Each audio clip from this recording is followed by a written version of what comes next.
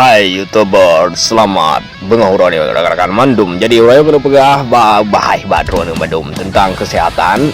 Selain olahraga katanya yang pegah juga payah tajib yang sangat bermanfaat. Contohnya lagi isusu langsung tak prah kero tu ataupun tak ramah-ramah kero tu apian tajib. Sangat sehat bukan punya tajib isusu langsung dari lemau. Contohnya lagi tajib libam bakarnya. Jadi selain dari susu, kita tahu akan tak bahas masakan-masakan enak.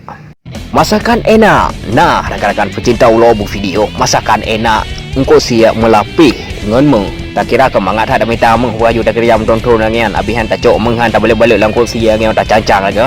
Hana pungo dah cek yang waju.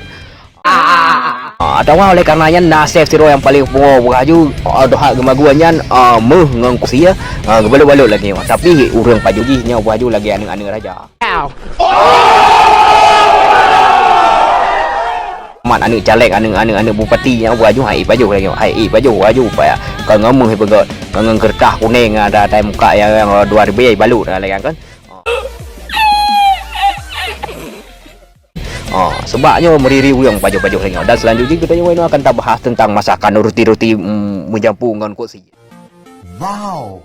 So yang hantar baju roti misalnya lagi safe nyo baju bang bakanan kayak nyo kan cukup cara masaji roti go kejampungan kursi ya cukup mangan baju kan yang kursi kecacang sisi lumo lagi kan kecang abihan gepanggang gecro gebalot dengan roti go lagi ya. Jadi minatnya jadi besar hai harga aja baju sinalih padi macam